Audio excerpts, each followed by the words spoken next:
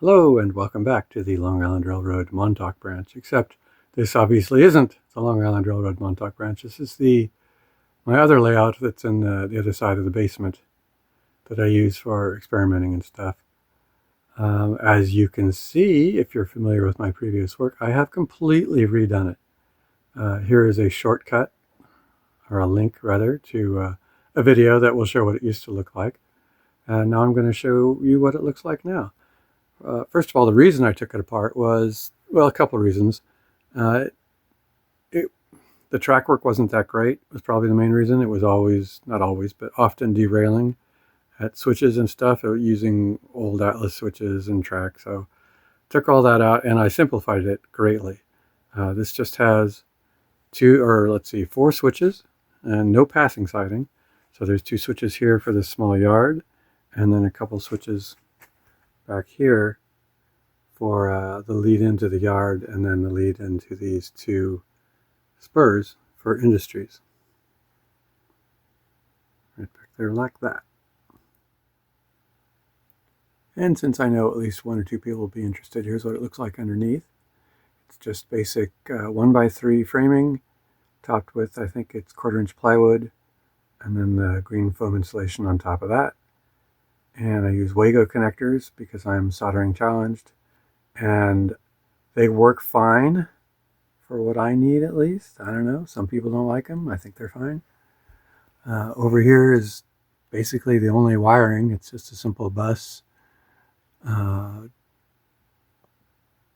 track power, and then I also have a 12-volt DC in case I want to put lights in. Let's see, take a look at the back of the control panel here. Really didn't do anything other than just wire up the connection for the power cab, and then put in a couple switches, one for the lights, you can see the switches right there, and then a switch for the power to the power cab, because I hate it when electronics don't come with on-off switches. So that's it. It's just a 12-volt power bus for the track, well, DCC power bus, with risers for every spur. Try to put power on every side of every switch, and then just more of the same on the other side, and that's it. And on this side, for reasons that are obscure, lost to history, it rests on these angled uprights, but on this side it's just, I just screwed it directly to the wall. So okay, it's still pretty portable. As you can see right back in there, the two sides are screwed together, or they're bolted together. See the bolts back there. So basically just have to cut it there on top, and it all comes apart, if it ever has to, which I hope it doesn't. So the operational concept is, the layout represents, well, okay, first of all, this area here, the walkway where the bridge is, that's a river. And the staging track here, it represents the bridge over the river. And then the whole layout is just a small suburb, small city across the river from a larger city that has some industries that need to be served. So that's all it is. It's just the track needed to service these industries. And it goes all the way down there. So you can see it's actually pretty simple. I tried to focus a lot on scenery, getting some nice details in.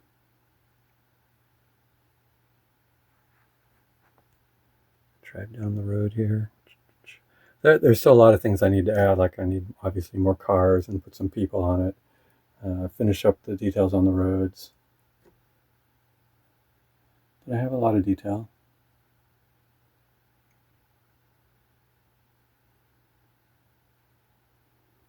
It's a good thing about camera phones is that you can do things like this. Pretty neat. And then back in the back and into the wall.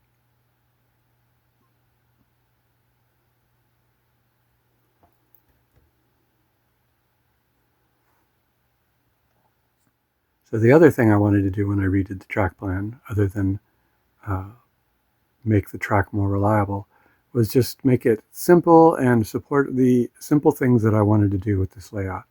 And one of the simple things is do the Inglenook switching puzzle. So you can probably have guessed that this yard is set up to abide by the rules of the Inglenook switching puzzle. And you measure out however long it needs to be. I'm not sure how long it is for the lead track for the yard.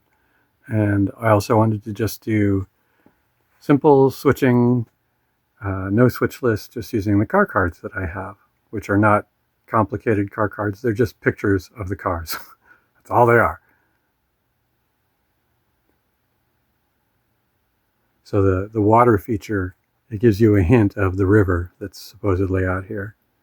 I was thinking of making a little pier there for a barge that would service the fuel facility, but I decided there wasn't enough room, and I didn't really need to do it. So that's all it is. There's only the 3 industries, the fuel facility right here, which takes in tank cars of various grades of, I'm just saying diesel, electric, and then heating oil. And then this unnamed industry. And then, okay, this industry is also unnamed, but it's not rail served. This is a flat that I got at a train show. It's obviously the Walthers, one of their many factory buildings, just a wall from that building. And it looked terrible when I got it, and now it looks really good. Here's a picture of what it looked like when I got it.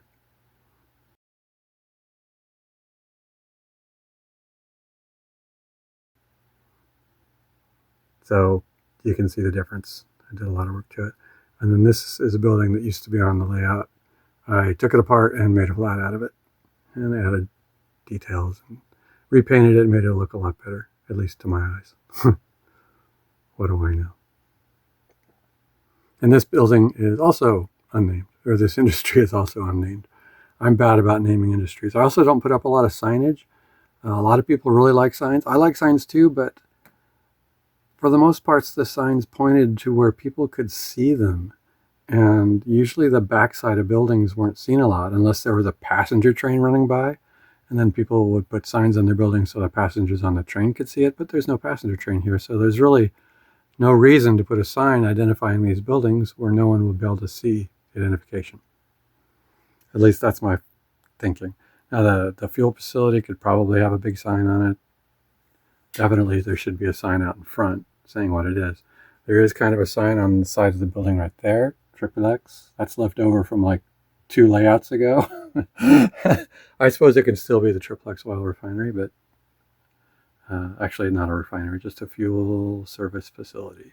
Now we're going to do some operations. Yay, lucky us. I'm not going to demonstrate the Inglenook switching puzzle. I've done that often enough.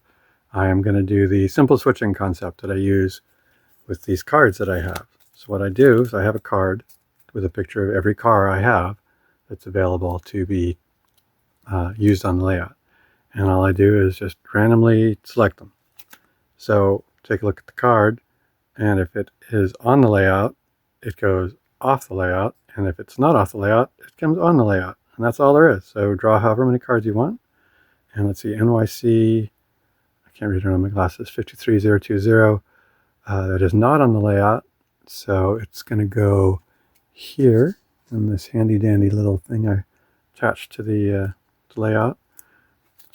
Next is UTLX 42052. I think it's on the layout over here. Nope, it's not. Okay, so it also comes on the layout. Put it right there. Next is Hi Clementine. My girl Clementine's here. WIF 720. I believe that one's right back there. Yep, so it's going off. We'll put it over on this side. It's going to get picked up. Next is UTLX 26602. Yeah, I just saw that one over there at the field facility. So it is also leaving the layout. Put it over there too. Stay. And then this is PRR 45983 is not on the layout. So it's coming on to the layout. And then here PRR 45172 is on the layout. It's right back there. Just off to the left, you can't really see it. So it's leaving layout. So there's my 6 cars. And that's it. So here we have the 3 cars we're picking up. Well, actually, we're going to drop these cars off, but we're going to pick them up right now from the bridge. So the PRR car on the left, NYC, followed by the UTLX car in the back. So our power for today is box cab, obviously, Erie number 20. This engine is it's a tribute, I would say, to the box cab that's in the John Armstrong book, Realistic Model Railroad Operation. I saw this picture of the box cab working the tiny yard. At the time, I had no idea where it was, but I've since learned it's the 149th Street yard in Harlem. Here, I'll show you the picture. Here it is right here. Please don't copyright hit me. This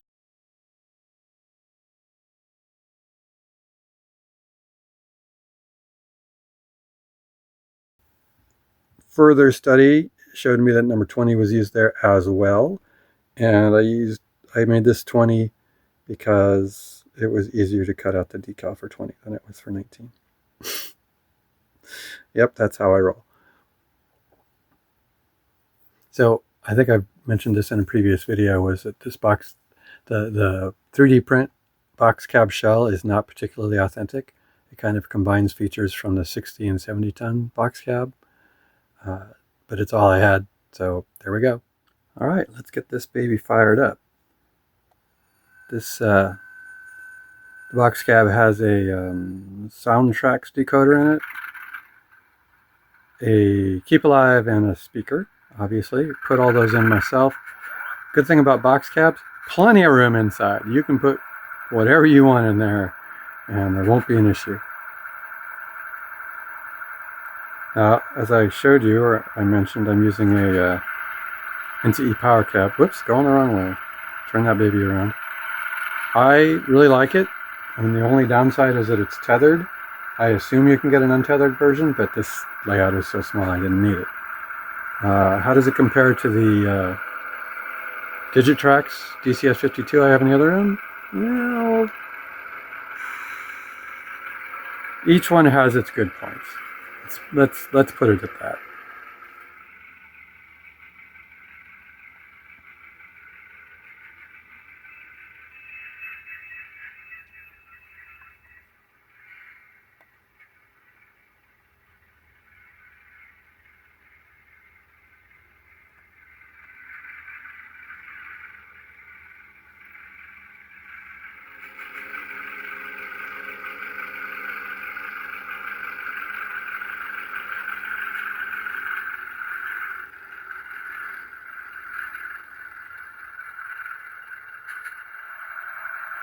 So now the cars are in the layout.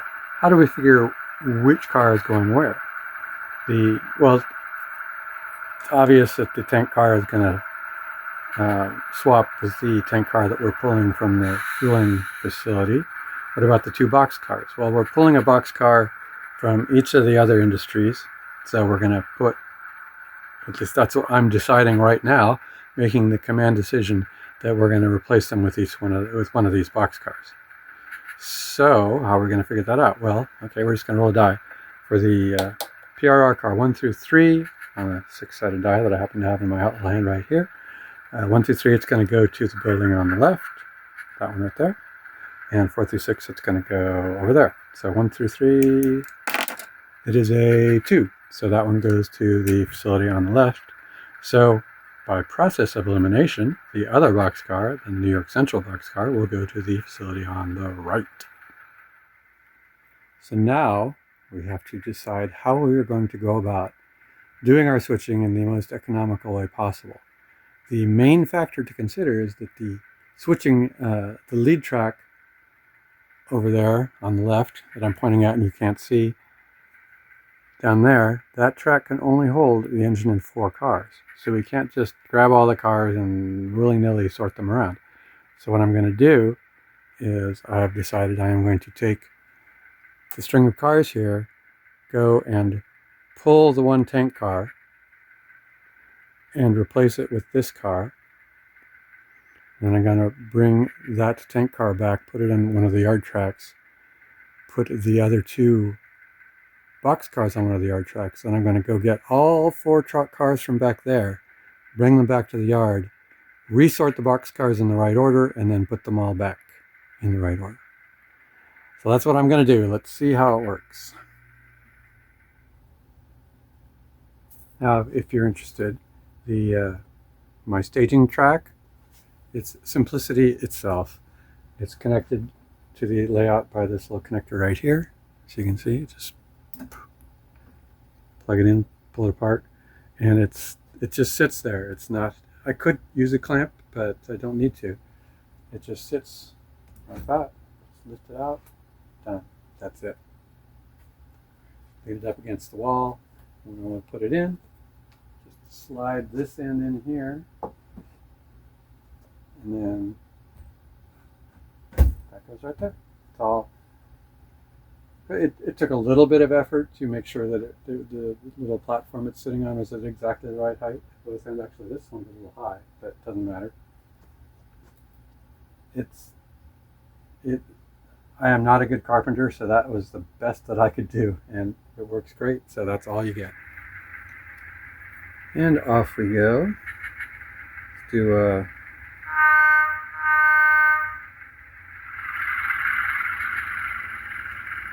I'm trying to position the camera for some interesting views and also not show you too much of the mess and clutter in the basement here, but that is going to be well nigh impossible. But we'll see. I'll do my best.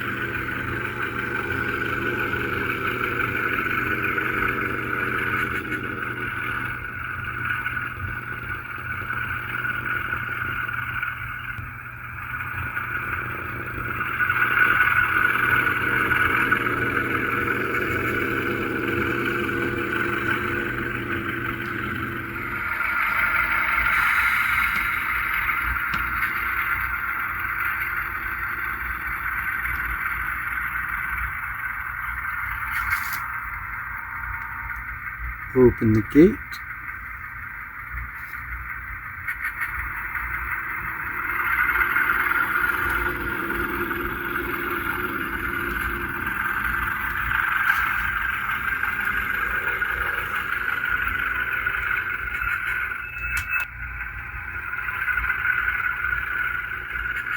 We're going to take this one, which is one we're picking up, put him on this track, and then back these two back in, pick him up, and then take him back to the yard.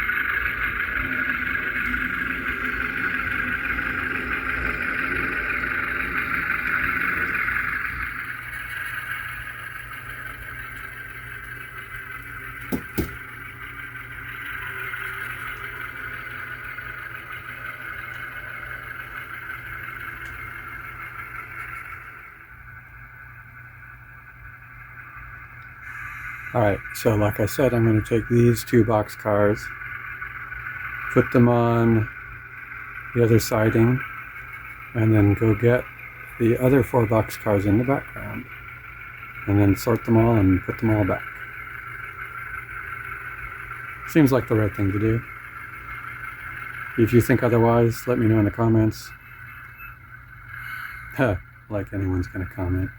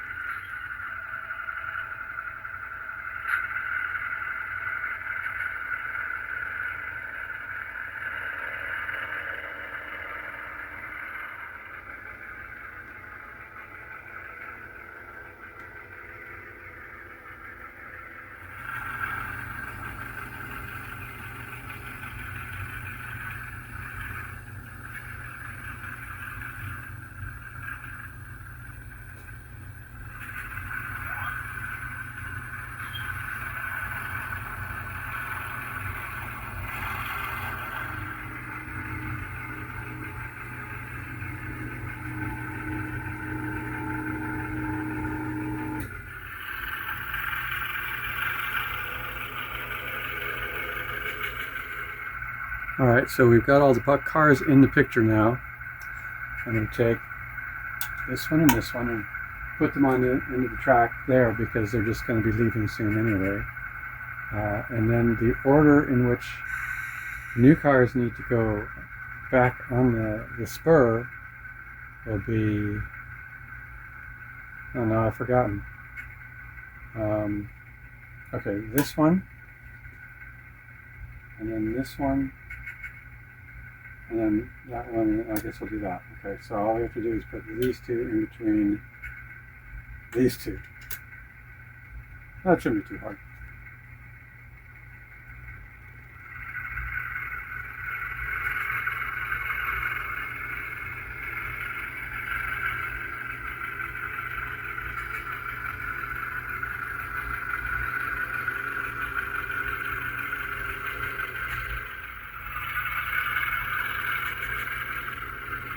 Sorry, and I'm so...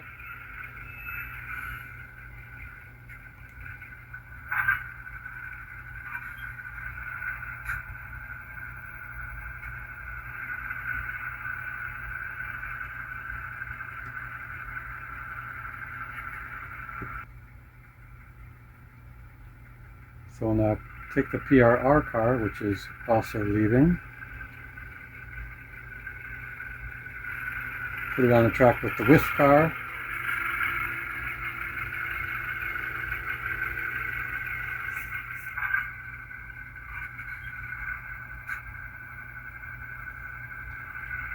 moving back down the track a little bit in case I need the room to work, which I might.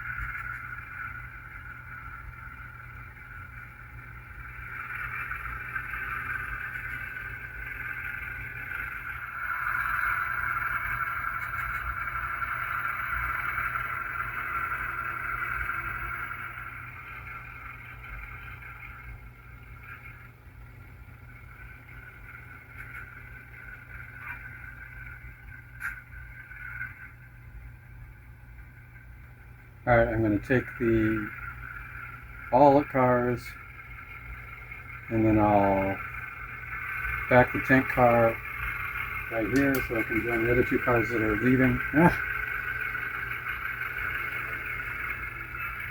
Let me just take a time out and go fix that. And we're back. It turns out it's not that the spring was missing like a KD coupler. The problem was it's not even a KD coupler. It's a cheap imitation, and I need to replace the entire coupler, which I didn't feel like doing. So we're just going to have to live with it till we get this switching done.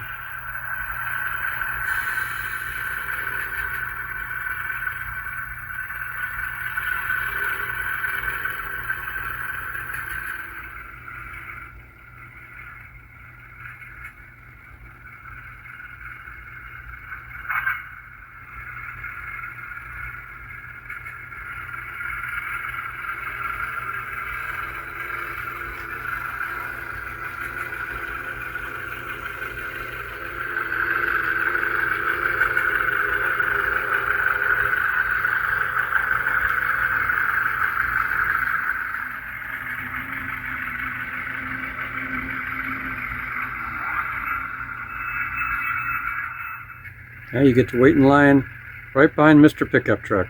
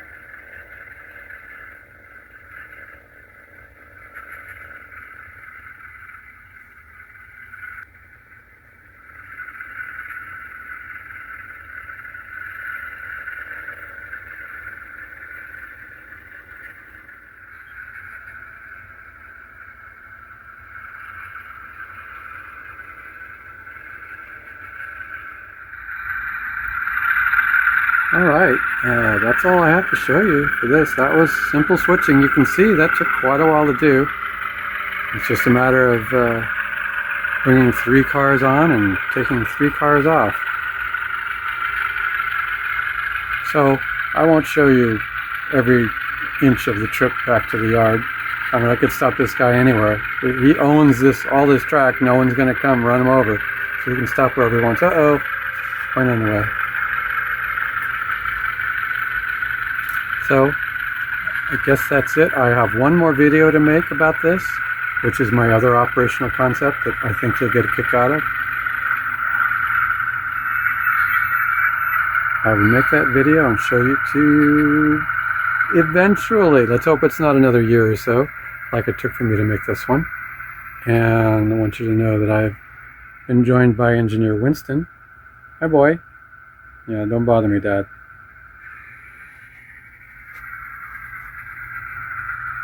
And one final look at box cab number 20. I do like the box cab. Oh, one more thing. There's a lot of good pictures of box cabs in the Morning Sun books. Let's see, railroading on the waterfront of New York City. I don't know. It's 3 books in a series.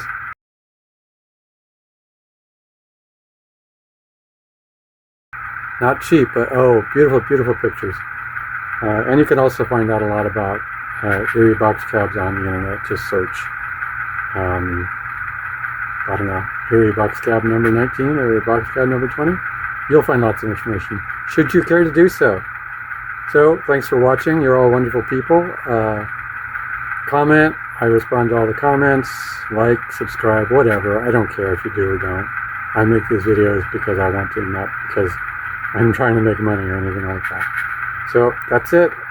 See you all in the next one.